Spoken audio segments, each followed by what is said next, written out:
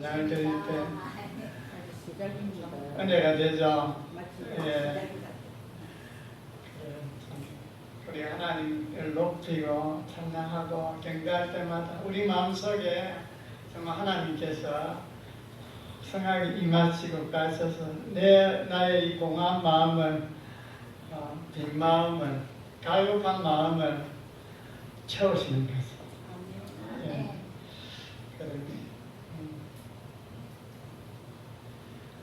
우리가 하나님을 제대로 알면은 하나님의 은혜를 제대로 깨달으면은 사람이 바뀔 수밖에 없습니다. 달라질 수밖에 없습니다. 아침에 제가 조이사님을 모시고 오면서 참 조이사님이 저희 교회에 나오시고 난 이후부터 참 한결같이 안 빠지시고 기도에도 나오시고 연세가 연세인데 제가 설교하는 걸 잘 알아들으니까 이야기하시는 거 보니까 별로 알아듣지는 못한 것 같아요. 그냥 텔레비에 이렇게 뭐 웃기거나 이런 데 잘 기억하는데 제가 이렇게 여쭤보면 잘 모르는 것 같아요. 그래도 한결같이 지금도 졸고 계시는데 오늘 앞으로 끼는 데 있을 텐데 반응이 없는 거 보니까 예, 한결같았어요. 참 신실하십니다. 제가 이 은혜의 국께서라는 이 말씀을 보면서 베드로가 이게 쓴 편지잖아요. 베드로 전서는. 그래서 베드로 전서가 총 5장인데 5장에 걸쳐서 하나님의 참된 은혜에 대해서 설명하면서 여러분들이 세상 살면서 그런 어려움을 겪고 힘든 일을 만날 때마다 은혜에서 굳게 서기를 바란다. 그렇게 하면서 참된 은혜에 대해서 쭉 설명을 하고 있는데요. 거기 12절에 이렇게 시작합니다. 내가 신실한 형제로 하는 실루아노로 말미암아 신실한 형제로 아는 실루아노로 말미암아. 이 실루아노가 누군지 아세요? 실루아노가 신라입니다. 바울이 전도 여행 갈 때에 2차 전도 여행 갈 때에 바나바하고 헤어지서 이제 신라와 같이 전도 여행을 가지 않습니까? 이 신라는 어떤 인물인가? 이 실루아노라고 표현되는 이 신라는 그 당시 안디옥 교회에서 예수 믿는 사람이 많아지니까 문제가 생긴 거예요. 히브리파 유대인들이 와서, 그러니까 예루살렘 교회에 어떤 사람이 와서 너희가 예수만 믿으면 안 된다. 할례도 받아야 된다. 율법도 지켜야 된다. 이런 이야기를 한 거예요. 그래서 안디옥 교회에서 문제가 생겨서 사울과 바나바를 예루살렘 교회에 파송을 하게 됩니다. 그래서 그들이 예루살렘 교회에 왔을 때에 그 당시 예루살렘 교회에는 예수님의 사도들이 있었잖아요. 집사들은 스데반의 박하에서 흩어졌지만은 사도들은 예루살렘 교회에 있었습니다. 그때 예루살렘 교회에서 이 안디옥 교회에 생긴 문제 때문에 어떻게 해야 될까 하고 그들이 많은 연구를 했습니다. 그래서 그들이 예수 믿는다면은 할례하고 상관없이 구원받은 자다. 그래서 예수를 믿는 다른 이방인들, 그들은 할례받지 않아도 된다. 이런 결정을 내린 거예요. 그래서 그 결정 내린 거를 안디옥 교회에 전달해 줘야 되잖아요. 그때 전달할 때에 누구를 파송했는가? 안디옥 교회에서 바울과 바나바가 왔을 때에 예루살렘 그 교회에서 결정된 것을 전해주기 위해서 보낸 사람이 바로 신라입니다. 그렇게 해서 신라가 안디옥 교회에 가서 거기서도 아주 잘 섬기고 해서 나중에 사도 바울이 2차, 3차, 4차 전도 여행을 떠날 때 같이 떠났던 사람입니다. 여러분 신라하면 기억나는 사건 있죠? 빌립보 감옥에 예수를 전하다가 감옥에 갇혔습니다. 그 밤에 착고가 채이고 많이 매를 맞고 한밤중에 기도하고 찬송할 때 그때 등장한 인물이 바울과 신라입니다. 그렇게 해서 감옥 흔들리고 옥문이 열리고 그렇게 해서 그 간수장에게 뭐라 했습니까? 주 예수를 믿어. 그리하면 너와 내 집이 구원을 받으리라. 사도행전 16장 말씀이 그렇게 연결되는데요. 그때 등장하는 사람이 바로 신라입니다. 이 신라는 이렇게 사도 바울과 처음에는 예루살렘 교회에서 섬기다가 나중에는 이제 바울과 함께 동력하고, 그리고 바울이 결국은 이제 예루살렘에 와서 잡혀서 로마로 압송되잖아요.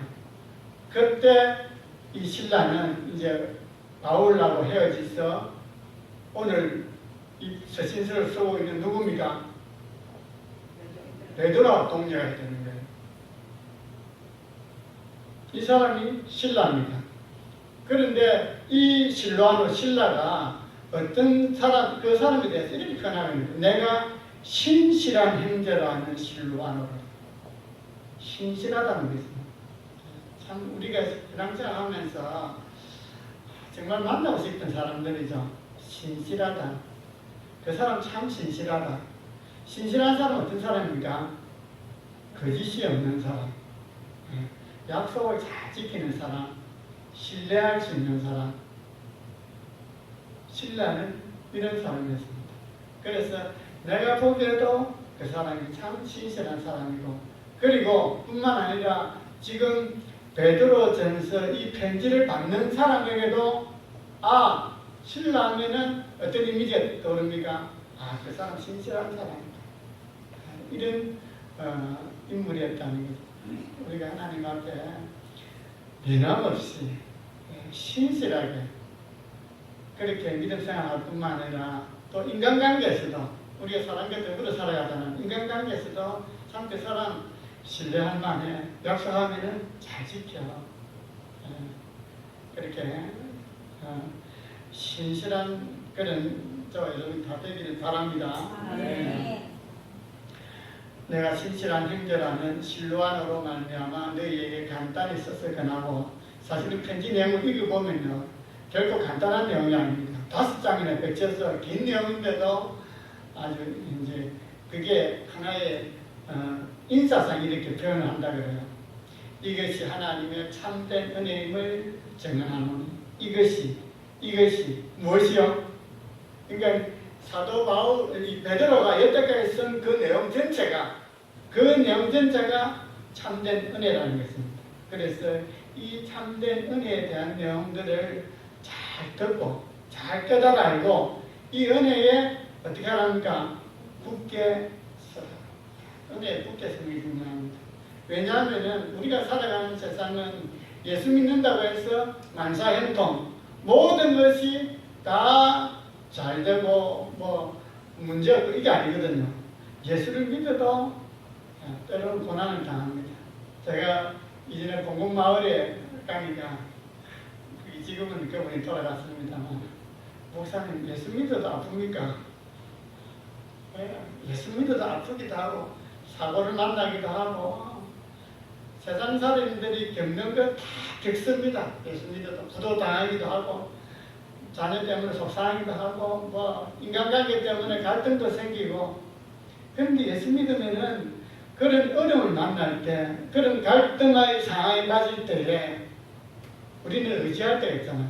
신뢰할 때가 있잖아요. 그 하나님께 도움을 구하고 지혜를 구하고 힘을 구하고, 때로는 낙심될 때 있고 그럴 때마다 하나님 용기를 주시옵소서. 지혜가 부족할 때 하나님 지혜를 주시옵소서. 때로는 너무 힘이 없을 때 하나님의 힘을 주시옵소서. 그렇게 우리가 하나님께서 우리가 직접적인 은혜를 주시기도 하지만 또한 이런 은혜를 주셔서 그 은혜를 통해서 우리가 다시 힘을 얻고 용기를 가지고 소망을 가지고, 그래서 예수 믿는 사람은 절대 포기할 수 없습니다. 자기가 정말 어려운 일을 만났다고 해서 절망하고 삶의 끈을 놓을 수가 없습니다. 예수 믿는다고 하면서 뭐 자살을 하거나 다시 세상에 나가거나 하는 건 예수를 잘 못 믿기 때문이었습니다.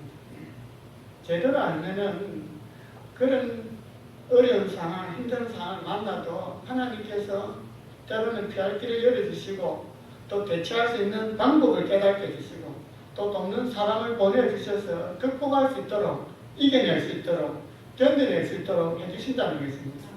그런데 그것을 더 기다리지 못하니까 신뢰하지 못하니까 그냥 주저앉아버린 그래서 참된 은혜에 굳게 서라 그렇게 말씀하고 있는 것입니다. 그 참된 은혜 세 가지라고 그랬죠. 첫 번째는 뭐였습니까? 부르심의 은혜. 예, 보십시오. 너희를 부르사. 두 번째는 뭡니까? 자기의 영원한 영광에 들어가게 하십니다. 너희를 부르사는 것은 우리를 불렀다는 것입니다. 예, 우리가 하나님의 자녀로 하나님의 백성으로 성도로 여러분 교회라는 말이 에클레시아인데요. 에클레시아라는 말은 부르심을 받은 자들의 모임이라는 뜻입니다. 건물이 교회가 아닙니다. 건물은 예전에는 예배당, 교회당 이렇게 불렀습니다. 그런데 어느 날 교회가 건물이 교회가 된 거예요. 그러다가 그 건물이 어느 날 성전이 되어버렸습니다. 예. 성전은 무엇이 성전입니까? 예, 우리가 성전입니다. 우리가 하나님을 모시고 살면은 성전이니까 성전은 누가 겠습니까? 하나님. 하나님 우리 안에 계시고 우리가 성전인 거예요. 그런데 한국교회 어느 날 교회가 성전이 되었습니다. 왜 그럴까요? 성전이다 하면은 뭔가 크게 구별되는 것 같아서 한국교회의 교회 건축 붐이 일면서 어느 날부터 교회가 성전으로 바뀐 거예요. 용어 자체가. 그래서 사실은 교회를 성전이라고 표현하는 것은 옳은 방법은 아닙니다. 그냥 교회는 옛날에는 뭐라고 그랬습니까? 교회당, 예배당, 우리가 성전이잖아요. 그런데 요즘 뭐 건물만 짓다면 다 성전 건축하는 아닙니다. 건물이 아니고 성전은 우리입니다. 교회라는 말은 구원받은 자들, 하나님께로부터 부르심을 입은 자들의 모임인 것입니다. 하나님이 저와 여러분을 불러주셨다는 것입니다. 이 은혜를 생각할 때마다 정말 감사하죠. 아무나 부릅니까? 하나님께서 지명하여 부르셨습니다. 하나님께서 특별히 많은 사람 가운데 하나님의 뜻 가운데 우리를 부르셨다는 것입니다. 우리를 어떻게 불렀습니까? 예수 그리스도의 것으로 부르심을 받았습니다. 예수 그리스도의 소유로 예수님을 모시고 사는 자로서 예수님을 섬기며 살아갈 수 있도록 그렇게 부르심을 입었습니다. 뿐만 아니라 성도로 부르심을 받았습니다. 성도가 뭡니까? 거룩한 물이죠. 거룩이 뭡니까? 거룩은 구별된다는 뜻입니다. 구별됐다. 그러니까 많은 사람들 가운데 따로 구별됐다. 그게 성도라는 것입니다. 이 하나님께서 부르실 때는 하나님께서 우리를 부를 때 하나님께서 우리가 뭔가 내세울 게 있고 자랑할 게 있고 뭔가를 어떤 수준에 올랐기 때문에 부른 게 아니라 하나님은 하나님의 뜻에 따라서 우리를 부르셨습니다. 하나님 뜻 가운데 우리를 부르셨습니다. 볼까요? 로마서 8장 23절 28절 같이 봅니다. 우리가 알거니와 하나님을 사랑하는 자 곧 그의 뜻대로 부르시니 하나님의 뜻 가운데 하나님께서 일방적으로 그 하나님의 뜻에 의해서 우리가 부름받았다는 것입니다. 그러니까 이게 얼마나 은혜입니까? 우리가 뭔가 잘한 게 있고 내세울 게 있고 선행을 하고 그런 게 있다면은 그것은 은혜가 아니죠. 당연하죠. 나는 그래도 자기 되니까 불렀겠지. 이렇게 할 수 있습니다. 그런데 그런 자에게 상관없이 그냥 하나님께서 부르셨다는 것입니다. 그런데 여러분 주변에 한번 보십시오. 부름받은 사람들의 모습을 한번 보십시오. 고린도전서 1장 26절 말씀 형제들아 너희를 부르심을 보라. 우리가 부름받은 자들인데 우리 모습 보십시오. 육체를 따라 지혜로운 자가 많지 아니하며 능한 자가 많지 아니하며 문벌 좋은 자가 많지 아니하다. 우리 가운데 저도 그렇습니다만 별 지혜도 없습니다. 능한 자, 큰 능력 있는 자도 없습니다. 많은 학식을 가진 사람도 없습니다. 그럼에도 하나님께서 뜻 가운데 저와 여러분을 부르셨다는 것입니다. 아멘. 참으로 세상적으로 보면은 미련한 사람들 같고 약한 사람들 같고 세상에 천한 사람들 같고 때로는 멸시받는 없는 사람들 같은 그런 사람들을 하나님께서 어떻게 했다고 했습니까? 택하사 부르셨다는 하나님께서 부르실 때 우리의 내세울 만한 조건이나 뭐 여건이나 그런 전혀 상관없어요. 그냥 하나님의 뜻 가운데 우리가 비록 세상 가운데는 비천하고 나약하고 미련하고 때로는 다른 사람들에게 멸시를 받기도 하지만 그러나 하나님께서 우리를 불러주셨다는 거죠. 얼마나 큰 은혜입니까? 왜 이렇게 내세울 거 없는 사람들을 하나님께서 부르셨을까요? 그것은 아무 육체도 하나님 앞에 자랑이 하지 못하게 하려고 하나님께서 내세울 게 없다는 것입니다. 이런 은혜로 하나님께서 우리를 부르셨다는 것입니다. 하나 두 번째는 자기의 영광에 들어가도록 하기 위해서. 예. 자기의 영원한 영광, 자기의 영원한 영광. 예. 하나님께서 준비한 이 그리스도 안에서 너희를 부르사 자기의 영원한 영광에 들어가게 하신 은혜입니다. 자기는 누굽니까? 예수님. 예수님께서 우리 가운데 오셔서 우리를 위하여 대신 죽으시고 하나님의 그 모든 일들을 이루시고 십자가에 죽으시고 부활하시고 승천하셔서 마침내 하나님 보좌 우편에 영광의 자리에 앉으셨습니다. 그 영광의 자리는 영원한 영광의 자리입니다. 영원한 영광의 자리입니다. 그곳에 우리로 하여금 들어가게 하셨다는 것입니다. 이 말은 우리로 하여금 이 한마디로는 구원이라는 것입니다. 하늘나라에 들어가게 하신 그 구원의 은혜, 자기의 영원한 영광에 들어가게 하신 은혜가 있다는 것입니다. 그래서 이 은혜를 기억하면서 영원한 영광이니까 우리 주님이 누리는 영광이니까 이 영광을 기억하면서 이 땅에 살면서 지금 그 베드로 전서에서 기록하고 있는 흩어져 있는 유대인들에게 지금 너희가 고난을 받고 박해를 받고 힘들고 그런 어려운 가운데 있지만은 지금 이 환난, 이 고난은 잠깐이다. 긴 것 같아도 어느 세월에 이렇게 다 이제 어느 나이가 들어가잖아. 제가 예수 성도님을 뵈면서 여고 시절에 얼마나 꿈많은 시절을 보냈을까. 예, 그런데 벌써 이렇게 세월이 지나고 나니 잠깐이죠. 정말 잠깐인 것 같습니다. 그래서 이 땅에 살면서 참 어떤 사람은 불구로 태어나서 평생 힘들게 살지만 그러나 그것도 하늘나라의 영광에 비하면 잠깐이라는 것입니다. 만약에 고난이 너무 길고 영광이 잠깐이라고 하면 그게 고난의 은혜가 되겠습니까? 그러나 이 고난이 지금은 내가 겪을 때는 힘들고 정말 괴롭고 그런 상황 가운데 있지만 그러나 이것도 언젠가는 지나가리라. 그리고 이 인류의 영원한 영광이 있다.